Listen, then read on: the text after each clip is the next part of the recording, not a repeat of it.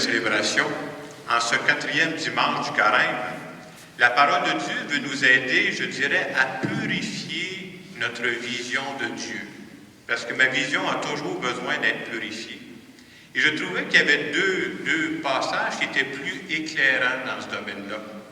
Dans l'Évangile, on dit « Car Dieu a envoyé son Fils unique dans le monde, non pas pour juger le monde, mais pour que par lui, le monde soit sauvé. » Et dans la lettre de Saint Paul, on disait « C'est bien par grâce que vous êtes sauvés, c'est le don de Dieu. » La première chose qu'il faut reconnaître, je pense que c'est important de se dire ça, c'est qu'on a toujours besoin de purifier notre vision de Dieu.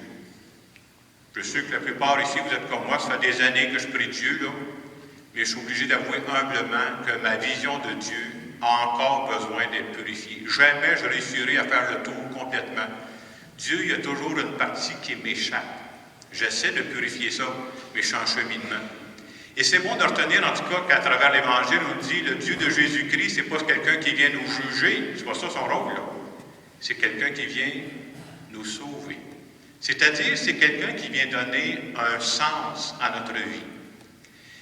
Et quand on regarde cette image de Dieu, on vit dans un monde, vous savez, pareil comme moi, il y a tellement de visions différentes qui nous sont proposées que ça devient mêlant. J'essaie de mettre des catégories juste pour nous aider à nous situer. Une première catégorie de gens, parmi lesquels nous vivons, croient que Dieu n'existe pas. Et je ne vous parle pas de méchantes personnes, là. Des gens qui croient que Dieu, ça ne fait pas partie de notre paysage. Et pour ces gens-là, la façon de voir la vie, c'est la suivante, c'est de dire, on vient au monde, on grandit, à un moment donné, on va aller étudier, on va travailler, on va vivre plein d'activités, même des belles activités, puis à un moment donné, on va vieillir, à un moment donné, on va tomber malade, puis à un moment donné, on va mourir. C'est comme si, dans ce paysage-là, c'est comme si la vie, ça correspondait à ce qui est visible avec les yeux, ce que je suis capable de capter avec mes yeux. Puis quand c'est fini, quand la mort arrive, fin de l'histoire. C'est une première vision. Il y a une deuxième vision du monde qu'on peut avoir. Je dirais, ce sont des gens qui croient en Dieu, mais un Dieu qui, je dirais, surveille les humains, il est d'en haut, là, puis il surveille ça.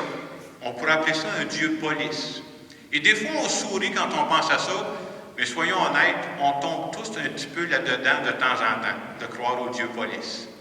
Ça veut dire quoi?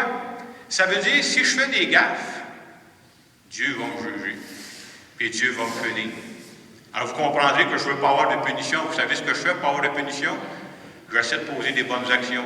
Je fais une petite prière de temps en temps. Puis si je suis assez bon, bien, je vais l'amadouer, je vais le mettre sur mon bord. Puis si jamais je suis assez gentil, il va m'aimer. Donc, vous voyez, ce Dieu-là, c'est un Dieu qui, je dirais, même dépendant de mes actions. Si je fais des bonnes actions, il va m'aimer. Sinon, je vais passer dans le tordeur. C'est une vision de Dieu. Mais c'est important de se dire que ce Dieu-là, ce n'est pas le Dieu de Jésus-Christ. Et comme je disais tantôt, soyons honnêtes, de temps en temps, on tombe là-dedans, nous autres aussi. On marchande avec Dieu. Troisième vision, on pourrait dire, ce sont les gens qui croient en Jésus-Christ, ou je vais m'ajouter, pour garder une petite gêne, qui essaient de croire en Jésus-Christ, parce qu'on est en cheminement. Et c'est là où la parole de Dieu de la fin de semaine, je trouve, prend tout son sens. Car Dieu a envoyé son Fils dans le monde, non pas pour juger le monde, mais pour que par lui, le monde soit sauvé. C'est-à-dire, sauvé, c'est comme si Dieu vient me donner des chemins pour que ma vie prenne tout son sens. Et bien entendu, j'ai beau croire au Dieu de Jésus-Christ, j'aimerais bien vous dire le contraire. Ce matin, je fais des gaffes régulièrement. Ben, qui ne fait pas d'erreur dans sa vie? Je fais des gaffes régulièrement, mais quand je crois au Dieu de Jésus-Christ, là, il ne désespère jamais de moi. Il est toujours prêt à me donner une autre chance. Ça, c'est le Dieu de Jésus-Christ. Et le Dieu de Jésus-Christ, là, c'est comme si je n'ai pas besoin de dire quel truc que je vais trouver pour l'impressionner, pour le mettre sur mon bord. Puis si je fais des bonnes actions, puis si je fais une bonne prière, là, si je suis gentil, il va m'aimer. C'est pas ça, le Dieu de Jésus-Christ. Le Dieu de Jésus-Christ, je n'ai pas besoin de l'impressionner. Il ne m'aime pas parce que je suis fin, parce que ce n'est pas toujours vrai.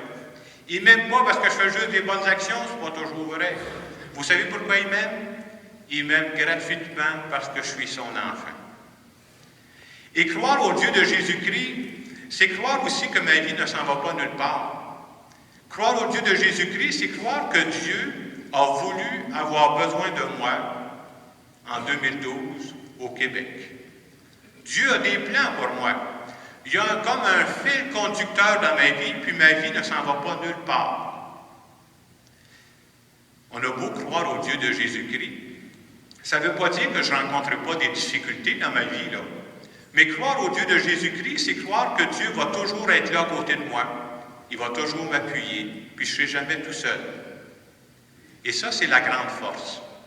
Un autre aspect du fait de croire au Dieu de Jésus-Christ, je crois, moi, que dans la vie que je suis en train de vivre, il y aura ce que j'appellerais une période supplémentaire.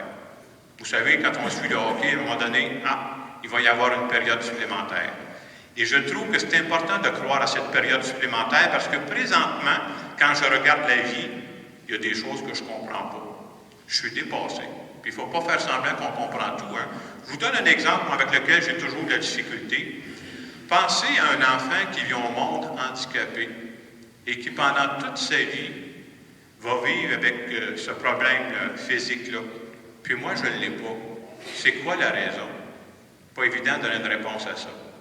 J'ai choisi de croire qu'un jour, quand je vais me ramasser dans la période supplémentaire, là, je vais avoir des meilleures lunettes que celle-là, moi. Là. Puis grâce à cette période-là, je vais mieux comprendre quel est le plan d'amour de Dieu. Parce que nous autres, on est bien centrés sur des critères. Quand je vais tomber dans la période supplémentaire, ça va être d'autres critères que Dieu va m'apprendre. Et je vais comprendre que le Dieu d'amour, il est vrai pour toute personne, sans exception. Donc, vous voyez, c'est important de se resituer vis-à-vis le Dieu de Jésus-Christ. Je vous dis ça ce matin parce que c'est pas évident dans notre monde. Il y a tellement de courants de pensées différents qu'on devient mêlé. On entend toutes sortes de choses. Hein? Je compare ça un peu, vous savez, quand on va chez l'optométriste. Vous savez ce qu'ils nous font quand on va chez l'optométriste? Ils nous font essayer des lentilles. C'est un peu comme les visions. Hein? Vous savez comment ça marche? Ils passent les lentilles et ils disent, bon, aimez-vous mieux celle-ci ou celle-là? Puis quand il a fini, qu'est-ce qu'il dit? Ou celle-ci ou celle-là. À un moment donné, tu es tout mêlé. La seule chose, c'est quand on sort du bureau d'optométriste et qu'on voit la facture, tu es convaincu que tu vois double. Alors, dans notre monde aujourd'hui, c'est vrai, il y a tellement de choses qui nous mêlent qu'on dit « je crois en Jésus-Christ » puis je ne sais plus trop. Hey, on me disait l'autre jour, pour un jeune d'aujourd'hui, essayez de penser à ça, un jeune qui essayait de croire, c'est pas évident. On demandait à un jeune, tu crois-tu à ça, toi, cette affaire-là? Jésus, ce serait le Fils de Dieu, il est venu sur terre, il est mort, puis il serait ressuscité. Le jeune le regardait, puis il dit, hey, c'est pas évident de répondre à ça. Il dit, chez nous, à la maison, mes parents sont même pas sûrs pour Elvis.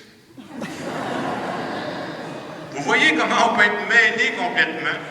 Alors, ce matin, nous autres, si quelqu'un me demandait, Jacques, ça change quoi de croire au Dieu de Jésus-Christ? Bien, je dirais, moi, le fait que je crois au Dieu de Jésus-Christ, d'abord, je crois que Dieu a voulu avoir besoin de moi aujourd'hui. Ça, c'est ma grande conviction. Et je crois que malgré toutes les épreuves que je pourrais rencontrer dans ma vie, je ne serai jamais seul. Et ça, pour moi, c'est très important. Et pourquoi je ne serai jamais seul? C'est pas parce que je suis fin, c'est pas parce que je fais juste des bonnes actions. Mais non, je ne fais pas juste ça. C'est simplement parce qu'il m'aime gratuitement. Et le jour où quelqu'un t'aime gratuitement, tu as le goût, à ton tour, d'aimer gratuitement. Alors, ce matin, à travers cette célébration, on peut se demander, je crois, moi, que c'est un choix que j'ai à faire. À un moment donné, je regarde tout ce qui m'est proposé, j'ai choisi de sauter dans le vide et de dire, je crois au Dieu de Jésus-Christ. Alors, ce matin, on peut se demander, moi, est-ce que je rechoisis ce matin de croire en Dieu, pas n'importe quel Dieu, là, de croire au Dieu de Jésus-Christ. Autrement dit, est-ce que je crois que Dieu va m'accompagner tout le temps, même jusqu'à la période supplémentaire? Je vous laisse quelques instants pour en parler avec Dieu.